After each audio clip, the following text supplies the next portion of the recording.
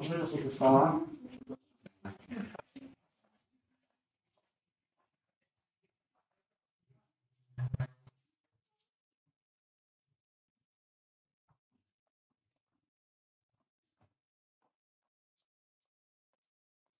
Só um segundo.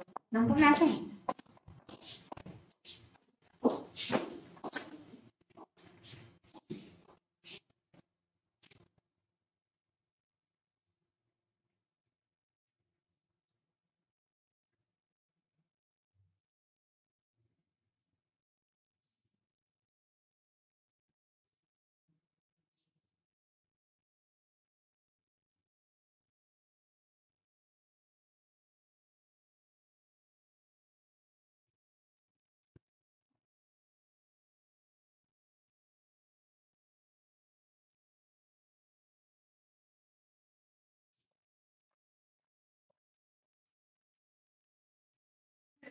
Só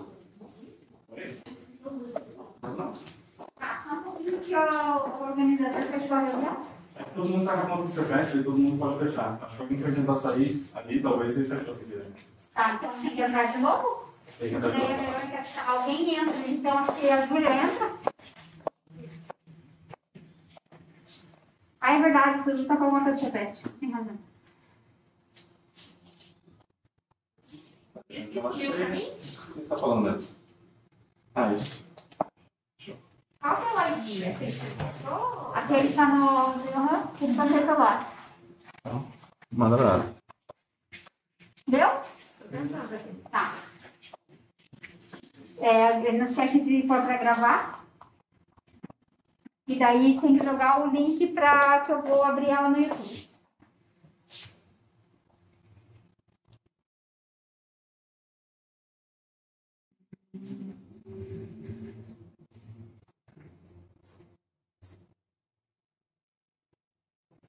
Muito bem, boa tarde a todos. Nós estamos aqui reunidos hoje para uma apresentação muito pessoal minha. Eu estou completando quase 40 anos de atividade profissional, aproximadamente 35 anos em unidade de terapia intensiva.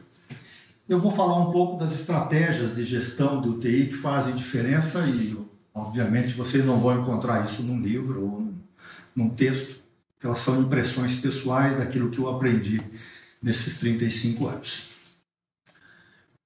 Muito bem. Então, a gente não sabe exatamente o que é que faz uma unidade de terapia intensiva boa e o que distingue algumas unidades de terapia intensiva de outras.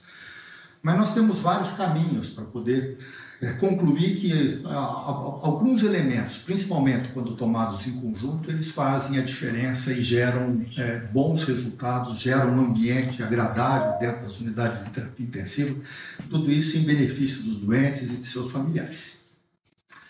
A gente pode começar a contar um pouco dessa história em 1993, quando o grupo que fez o Apache compilou resultados de diversas unidades de terapia intensiva e separou aquelas unidades de terapia intensiva que tinham baixa mortalidade quando comparado com aquelas unidades de terapia intensiva que tinham alta mortalidade. E o que eles verificaram de comum naquelas unidades de terapia intensiva que tinham baixa mortalidade? Então, o elemento que distinguia era a mortalidade nesse momento. E isso, quando as unidades de terapia intensiva começaram, final da década de 60, começo da década de 70, ao longo da década de 80, a mortalidade era o principal indicador se uma unidade de terapia intensiva era boa ou não. Então, as características das boas unidades de terapia intensiva eram a presença de um intensivista com liderança e credibilidade clínica, com presença ativa dentro da UTI, com responsabilidade na decisão e dedicação para o aprendizado contínuo. Ou seja, é preciso ter um intensivista que lidere as ações dentro da UTI.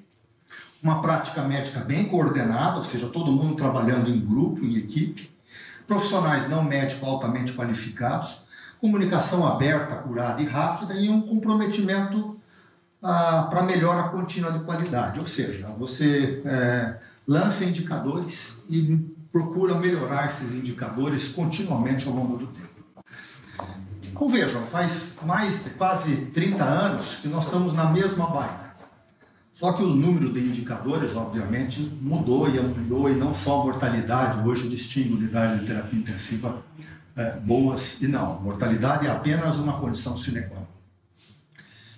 E se verificou ao longo desse tempo uma melhora inacreditável no prognóstico dos doentes dentro das UTIs, né? E esse estudo, publicado há 10 anos atrás, também do grupo Apache, utilizando o Apache 4, né, mostra claramente como eram as unidades de terapia intensiva com relação à mortalidade na década de 80, quando comparados com a década pouco mais de 10 anos atrás, e vendo para as várias situações clínicas, pneumonia, DPOC, sepse, infarto agudo de miocárdio, AVC, houve uma queda importante de mortalidade, o que significa que a organização das unidades de terapia intensiva ao longo desses mais de 20 anos foram importantes em diminuir a mortalidade dos doentes dentro das UTIs. Isso acontece com os doentes com sepse, né, onde a aplicação rotineira, por exemplo, do pacote de intervenção da sepse diminui a mortalidade de uma forma constante, em pelo menos 20%, 25% nas UTIs. Isso também acontece com os doentes com SARA, né? Isso também aconteceu com os doentes com neoplasia, né? Eu sou de uma época em que internar um doente com neoplasia e depois de quimioterapia, por exemplo, era quase que proibitivo, porque quase todos os doentes morriam. Era o que acontecia, quase 100% dos doentes na década de 80 morriam quando internavam na UTI. E 20, 30 anos depois, cerca de metade só desses doentes morrem. Isso, houve uma melhora bastante grande dentro das unidades. Então, quais são as estratégias de sucesso que fizeram com que as unidades de terapia intensiva deixassem de ser um lugar onde o doente geralmente morria, para hoje um lugar onde geralmente os doentes sobrevivem? Nas nossas unidades do CPET, a mortalidade hoje é ao redor de 12%. O que significa que 1 a cada 7, 8 doentes que internam só morrem, todos os outros sobrevivem. Então, eu posso elencar algumas estratégias de sucesso. Você ter uma atitude positiva, ter resistência e persistência, um diferencial competitivo, aprender com os erros, planejamento, levar a sério tudo aquilo que você faz, fazer tudo com amor, etc, etc, etc. Mas é claro que isso é importante, mas isso são as coisas que estão nos livros que vocês compram nos aeroportos. São os livros de autoajuda, serve para poder fazer sucesso, obviamente, mas não é disso que eu vim aqui falar com vocês. Eu vim para falar em cima disso tudo, aquilo que faz a diferença dentro de uma unidade de terapia intensiva, que nós todos, muitos de nós, aprendemos durante esse tempo. Então, eu elenquei aqui alguns elementos que eu vou discutir com vocês rapidamente. Então, ter uma equipe especializada realmente faz a diferença. Trabalhar em equipe, gerar saúde como um valor inalienável, é indisputável, é inegociável. O objetivo nosso é gerar saúde, como eu vou mostrar para vocês, para o doente crítico. Atividade de saúde de um modo geral. Criar um ambiente de segurança dentro das UTIs. Garantir que tudo o que deva ser feito está certo, no paciente certo e na hora certa. Invista em governança clínica, ou seja, controle tudo o que está acontecendo do ponto de vista clínico dentro da UTI. E haja sempre com ética e profissionalismo. Esses são os elementos primordiais de estratégias de gestão e que levam a sucesso e, com certeza, aquela diminuição toda de mortalidade e vários outros benefícios que as unidades de terapia intensiva têm trazido para os doentes e para os seus familiares. A primeira delas é de que não faz mais do que 20 anos que a gente tem segurança, através de diversos estudos que foram feitos, de que a presença de um médico intensivista na UTI realmente diminui a mortalidade. Então, essa revisão sistemática do Pronovost, que se tornou clássica há 20 anos atrás, mostra uma diminuição, por exemplo, de mortalidade dentro da UTI de 40% menos, quando você tem um intensivista tomando conta dentro da UTI. Acho que isso já não se discute mais. Quando se fala, por exemplo, de uma unidade neurológica, a presença de um neurointensivista também diminui importantemente a mortalidade dos doentes neurocríticos. Quando você aplica o mesmo modelo para equipes de enfermagem altamente qualificada e especializadas, à medida que você aumenta o número de horas de enfermagem qualificada na beira do leito, você tem diminuições de mortalidade que, para os doentes mais graves, são maiores do que 50%. Então, tudo isso veio no caminho de mostrar que nós temos que investir em educação e investir na profissionalização dos profissionais que atuam na área de UTI, do médico, do enfermeiro, mas também do fisioterapeuta e diversos outros. Não basta você ter uma equipe especializada, você precisa trabalhar em equipe, ou seja, eu não conheço nenhuma unidade de terapia intensiva que não seja multiprofissional. Não tem uma unidade de terapia intensiva só de enfermeiros ou só de médicos ou só de fisioterapeutas, ela é obviamente sempre multiprofissional. O grande desafio é fazer com que esses profissionais, ao invés de trabalhar em paralelo, que eles se interajam de uma forma constante. Então, são as equipes que têm responsabilidades para a melhoria do valor em saúde. Então, é preciso ter isso em mente, de que colocar protocolos, colocar processos de que façam com que esse pessoal trabalhe em equipe é fundamental. O resultado é tanto melhor quanto maior for a sinergia entre os profissionais das diversas profissões. As interações são tanto formais quanto informais, né? Formais através de reuniões, através de protocolos escritos, de processos que são desenvolvidos e que são seguidos de uma forma constante, mas também nas interações informais de beira de leito, nos momentos de emergência, a interação do médico e dos outros profissionais é fundamental. Um líder que pensa constantemente em como melhorar o desempenho e que compartilha continuamente os seus resultados com a equipe também é essencial. Nós aprendemos isso ao longo do tempo, que não adianta só ter múltiplas equipes, mas elas precisam de trabalhar juntos. O maior estudo que já foi feito com relação a isso é o Derek Engels, há 11 anos atrás. 471 mil pacientes foram acompanhados nessa corte americana. E quando você compara 3 grupos, é nítido de que o modelo 3, que você tem uma interação forte entre o médico intensivista, com equipe multidisciplinar integrada, você tem uma diminuição de 25% na mortalidade de pacientes ventilados, 25% em pacientes graves e 25% em pacientes com sepse. Eu acho que isso também está bem desenvolvido.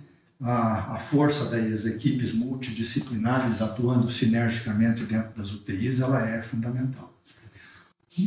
Um trabalho importante, 7 anos atrás, publicado no New England, do grupo da Johns Hopkins, é mostrar que um intensivista durante a noite não faz diferença no prognóstico dos doentes, desde que essa unidade de terapia intensiva tenha liderança forte do intensivista durante o dia.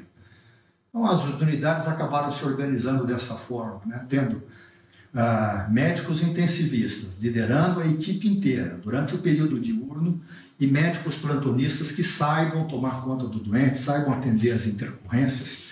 Você tem um médico intensivista durante a noite, ela não tem um peso em mudar significativamente a mortalidade desses doentes. Quando você pensa que nós temos mais de 35 mil médicos trabalhando em UTI hoje, e só 5 mil médicos especialistas trabalhando efetivamente em UTI, a gente fica relativamente tranquilo que desde que haja uma organização interna centrada numa liderança forte, ela é suficiente para poder garantir segurança desses doentes. Muito bem. O terceiro elemento se tem especialista, trabalha em equipe, você tem que buscar gerar saúde como valor constantemente e ser inflexível com relação a isso. Quem nos mostrou como fazer geração de saúde é o livro clássico do Michael Porter, Repensando a Saúde, né? A maneira como a gente tem A maneira como eu aprendi a praticar medicina na década de 80, depois na década de 90, que um sistema baseado em procedimentos médicos, quanto mais eu atuava, mais fazia sentido para mim. Uma unidade de terapia intensiva boa era aquela que tinha vários processos e vários procedimentos feitos na beira do leito, e ela arrecadava através do mecanismo fee for service. Isso tem mudado. A única forma da gente salvar a saúde é a gente passar por um sistema baseado nas necessidades do doente, através de um fee for performance, no qual você garanta, não aquilo que faz, mas garante o resultado daquilo que faz. O teu desempenho é que passa a ser medido, é o teu desempenho que precisa ser remunerado, tanto do ponto de vista econômico, quanto do ponto de vista de satisfação individual e de benefício para os doentes. Bom, o que é valor? Valor nada mais é que o resultado de saúde para cada unidade monetária gasta. Ou seja, a gente tem que fazer mais com menos, constantemente. Esse é o grande desafio e é isso que faz sentido para a saúde, para o sistema de saúde como um todo. Se a gente colocar isso dentro da unidade de terapia intensiva, olha que figura bonita, né? Se eu quero gerar saúde para o meu doente crítico, eu tenho que garantir sobrevida para esses doentes. Garantir sobrevida através de um doente que fique vivo, mas saudável e sem sequelas. Que tenha rápido retorno às atividades anteriores. Que tenha eficiência nos meus processos sem complicações dentro da UTI. Que a recuperação desse doente, que recebe alta rápido, que volta a trabalhar rápido, ela seja sustentada ao longo do tempo. E sem necessidade de gastar mais de novos internamentos, de novos tratamentos. Então, todo esse benefício que nós aprendemos a fazer com as unidades de terapia intensiva iniciais da década de 70, década de 80, que era gerar sobrevida, hoje já não é mais suficiente. Nós temos que gerar sobrevida com saúde, né? E que esse doente possa retornar o mais rápido possível às suas atividades posteriores. Então, muito das coisas que a gente faz dentro da UTI, na verdade, é pensando não só naquele momento dentro da UTI, mas pensando depois. Ou seja, tentando minimizar PICs, a síndrome pós-unidade de terapia intensiva, com todos os seus malefícios, né? As alterações mentais, as alterações cognitivas, as alterações físicas. Quanto melhor a equipe trabalhar dentro da UTI, menos PICs, menos problemas pós-unidade de terapia intensiva os nossos doentes terão. Isso significa que nós estamos gerando valor de forma significativa para os nossos doentes.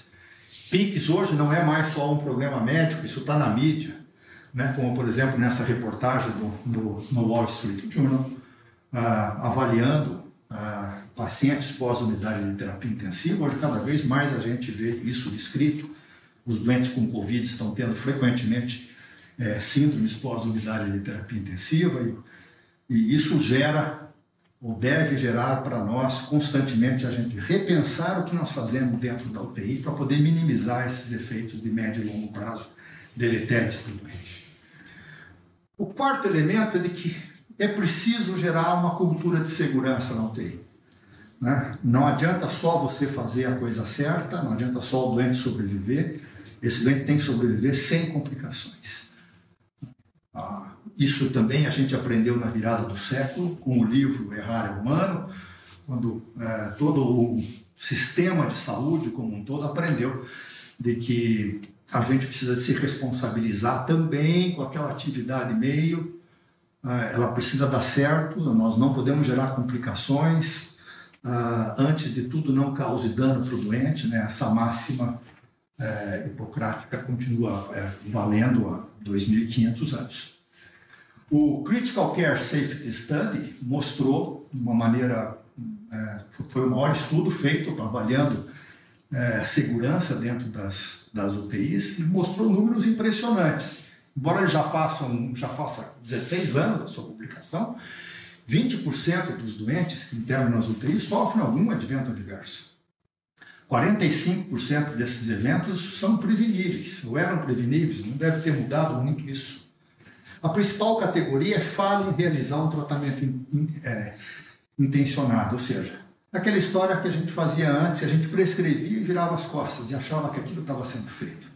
Hoje, com as visitas multidisciplinares, com um CPET por dia, realizado diariamente, nós estamos sempre na busca daquilo que a gente deveria ter feito ontem, se hoje tudo foi feito e se os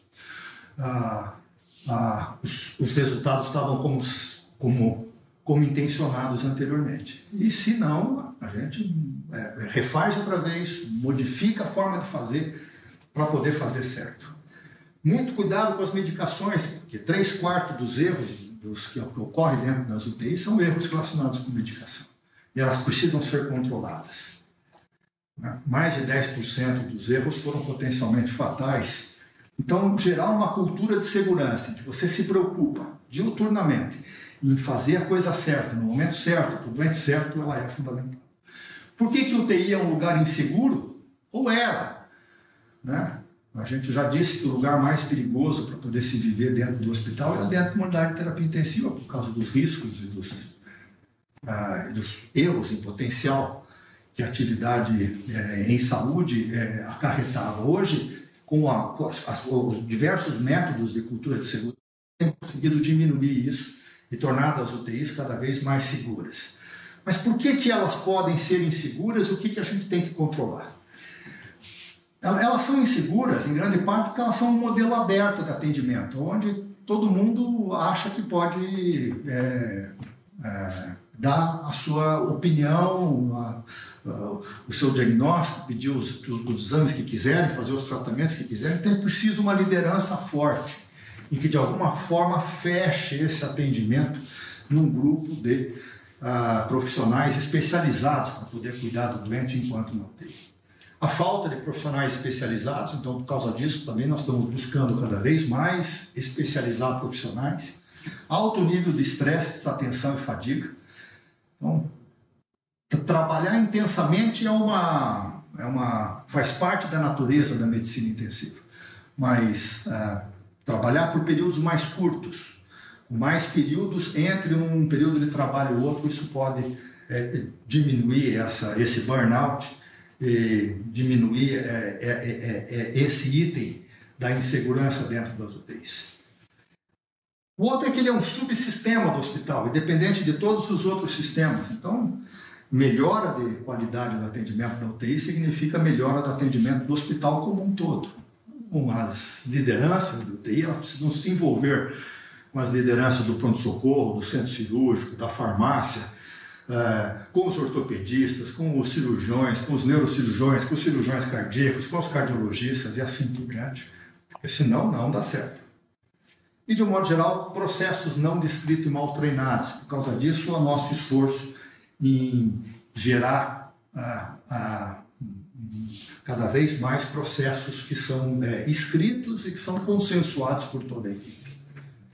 Então, esses são os desafios que se encontram na UTI e que tornam esse ambiente vulnerável e propenso ao erro. Né? Pacientes vulneráveis a heterogenias, intervenções de alto risco, urgência na demanda de decisão, informações frequentemente incompletas disponíveis para se tomar decisão, diferente nível de treinamento profissional, tudo isso torna esse ambiente complexo e propenso ao erro. Né? Então, é preciso desenvolver os planejamentos estratégicos, né? Isso aqui é o resumo de uma aula de como desenvolver um planejamento estratégico para poder garantir segurança em unidade de terapia intensiva. É preciso passar por todos esses passos. Né? Uma forma de se atingir isso mais rapidamente é aplicar o GUTS, o Guia da Unidade de Terapia Intensiva, que nós, junto com o apoio da MIB, publicamos há 10 anos atrás. O GUTS hoje está disponível em PDF, pela internet, é fácil de fazer o download. São 10 passos para poder iniciar um processo de garantir uma cultura de segurança dentro das unidades de terapia intensiva e é uma estratégia fundamental de gestão de UTI hoje. Próximo elemento, garantir que tudo que deva ser feito está certo, no paciente certo, na hora certa. Essa foi uma máxima que se desenvolveu no começo da década de 80, da década passada, com a Surviving Sepsis Campaign, pro doente séptico, mas que vale para todo doente crítico. né? Você identificar o doente, identificar se aquele é o doente certo, hoje tem sido um grande desafio, mas os médicos intensivistas não podem se furtar de achar o doente certo, a medicação certa, na dose certa, no tempo certo, na rota certa, com a documentação adequada, né? E até outro direito, aqui agora o direito até do paciente de poder se recusar uma forma de tratamento, isso significa de que tudo isso daqui deva ser feito com uma base ética bem sustentada. Cada vez mais os doentes que internam nas UTIs, eles sabem, querem saber o que está acontecendo com eles, querem participar do processo de decisão. Quando há possibilidade, isso deve ser aberto para eles e disponibilizado. Vários trabalhos têm mostrado quedas importantes nas complicações quando uma cultura de segurança, como a do Gutis, ela é aplicada de forma sistemática dentro das unidades. O próximo desafio, depois de implantar uma cultura de segurança, encontrar o doente certo, é fazer governança clínica dentro das UTIs, né? Ou seja, você garantir que todo o teu corpo clínico esteja no mesmo canal, esteja na mesma sintonia, seja a equipe médica, de enfermagem, de fisioterapia. Então, você, que é o responsável, o líder da unidade de terapia intensiva, ele precisa garantir que essa governança ocorra dentro da unidade. Eu posso definir governança como um modelo que é aplicado à gestão assistencial, através da qual organizações de saúde, nesse caso a unidade de terapia intensiva, e seus respectivos corpos clínicos. O corpo clínico da UTI ele se compõe da equipe médica, mas também do plantonista, que só vem às vezes na sexta-feira, ou que só vem no sábado, mas dos outros profissionais de saúde que têm atividade clínica, como a enfermagem, como a fisioterapia, como a psicologia, a farmacêutica clínica e assim por diante. Eles são responsáveis para continuamente ter uma busca de qualidade nos seus serviços, assegurando padrões elevados de cuidado, criando um ambiente no qual a excelência do atendimento clínico acaba florescendo como consequência. É um sistema para melhora dos padrões de prática clínica. O grande desafio hoje é a gente não só fazer isso durante o dia da semana, mas fazer isso 24 horas por dia, 7 dias por semana, não só com a equipe médica. É importante que os médicos tomem isso como sua responsabilidade, que sejam líderes da implantação de um sistema de governança clínica dentro da UTI, que possa fazer gestão assistencial, colocando o doente em primeiro lugar, garantindo segurança assistencial, assistência no tempo adequada, eficiência operacional, ou seja, ausência de retrabalhos, ausência de complicações, pouco tempo de internamento e recuperação do doente o mais rápido possível, equidade, tanto entre os clínicos quanto entre os pacientes, todos merecem o mesmo tipo de tratamento. Efetividade clínica, sustentabilidade. É preciso pensar no médio e no longo prazo, tanto na sustentabilidade da manutenção de um corpo clínico, na sustentabilidade econômica da sua unidade, transparência e possibilidade de você a qualquer momento poder fazer revisão dos dados, tanto por você ou quanto por terceiros, fontes pagadoras. Pacientes precisam de conhecer aquilo que aconteceu dentro da unidade de terapia intensiva, se for o caso. Então, tudo isso é importante.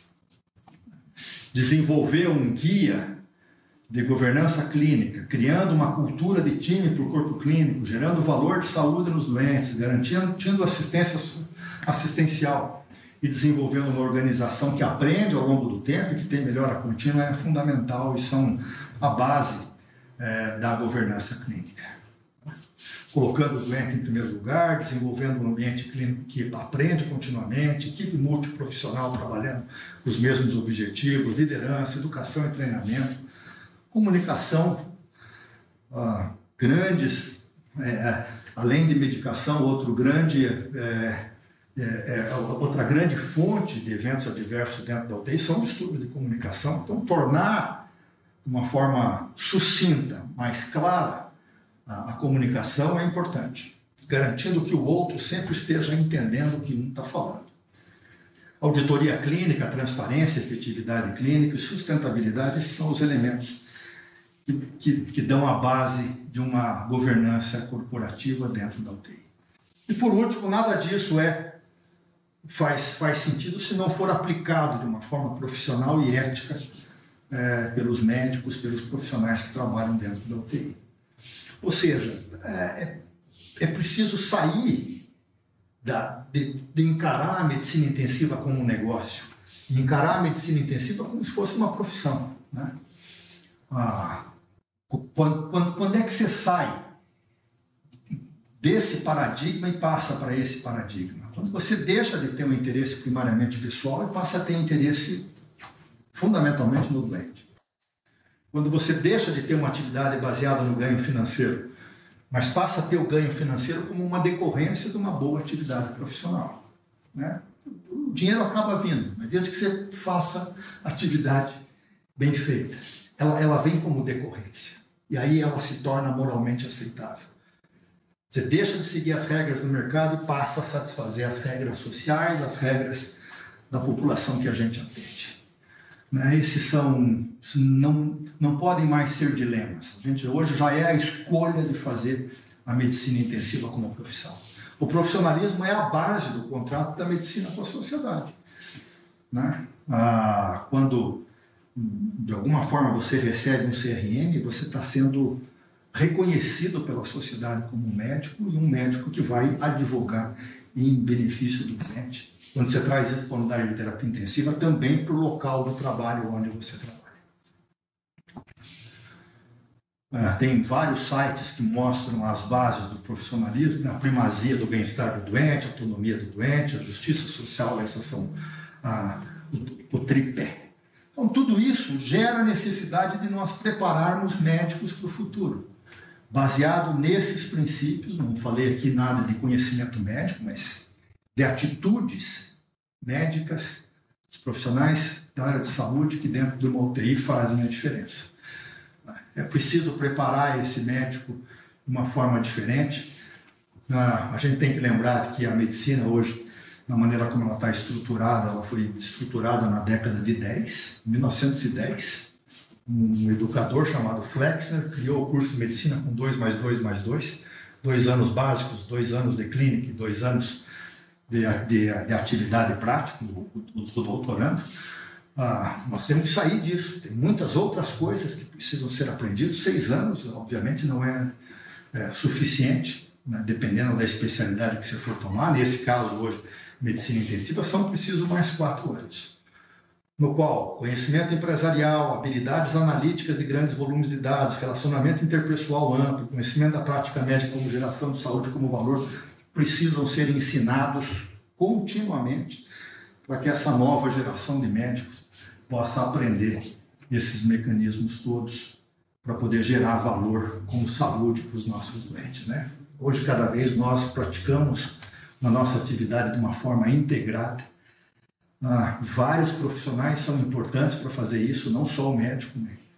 Essa equipe multidisciplinar, integrada, essa equipe interdisciplinar dentro das unidades de terapia intensiva realmente fazem a diferença. Então, essa responsabilidade profissional, que envolve ter competência profissional, que vocês aprendem durante, por exemplo, um curso de especialização, mas ser honesto com os doentes, ser confiável, acima de qualquer suspeita. Confiança é aquilo, uma coisa que você ganha todos os dias, mas você perde uma vez só na vida. Nunca mais você recupera. Então, tome cuidado com confiança, porque ela nunca se esgota, né? No dia seguinte você tem que ganhar a confiança outra vez. Mas nunca percam a confiança profissional, porque isso será fatal para quem trabalha na área de terapia intensiva, mais, eu acho, porque a gente vive com situações extremas a todo momento. Mas serve para todo mundo, serve na nossa vida também extra-profissional. Manutenção de relações adequadas com os pacientes. Garantia de acesso ao atendimento para todo mundo. Uma justa distribuição de recursos finitos, ou seja, a gente não faz dentro das unidades de terapia intensiva distinção de credo, de religião, de sexo, de nenhuma escolha, e muito menos de fontes pagadoras. Conhecimento científico, você tem que se incorporar e se atualizar constantemente. Fazer uma administração justa dos conflitos de interesse. E dentro da UTI existem vários conflitos de interesses, não só dos pacientes, de seus familiares, muito frequentemente, de outros profissionais, de outras equipes médicas, mas também de fonte pagadora, conflitos de interesse com a administração do hospital. E é preciso ser habilidoso e competente para poder lidar com esses conflitos todos e gerar consensos em benefício do doente. O resultado final é um resultado de alta qualidade, se nós fizermos isso de uma forma sistemática, buscando um profissionalismo de alto nível pessoal e na nossa atividade profissional. Eu quis, com isso, revisar essas estratégias de gestão que fizeram a minha carreira, que fizeram eu, de alguma forma, ter a confiança dos meus pares. Eu acho que aqui não tem nenhum conhecimento médico, mas tem um conjunto de atitudes que são fundamentais para quem quer desenvolver uma unidade de terapia intensiva de alto nível. Então, eu diria que, como conclusões, a mortalidade está claramente diminuindo nas UTIs em diversos contextos clínicos diferentes.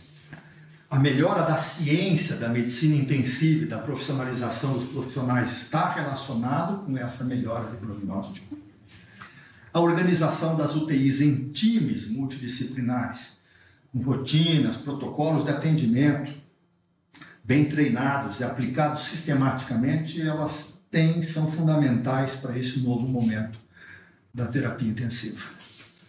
Portanto, embora as UTIs já tenham sido consideradas lugares muito perigosos para se viver, a aplicação sistemática desses 7 conceitos aqui apresentados tem mostrado que as UTIs estão se tornando lugares cada vez mais seguros, eficientes e agradáveis para recuperar a saúde dos pacientes críticos. Eu quero agradecer a atenção de vocês e dizer que eu sou um eterno otimista com as unidades de terapia intensiva. Nós estamos sempre nos renovando, mas nunca deixando de fugir aos desafios dessa profissão e de alguma forma tentar envolver todos os outros profissionais num ambiente de unidade de terapia intensiva que seja seguro e eficiente todos os nossos pacientes e os nossos familiares. Obrigado, uma boa tarde para vocês. Tchau.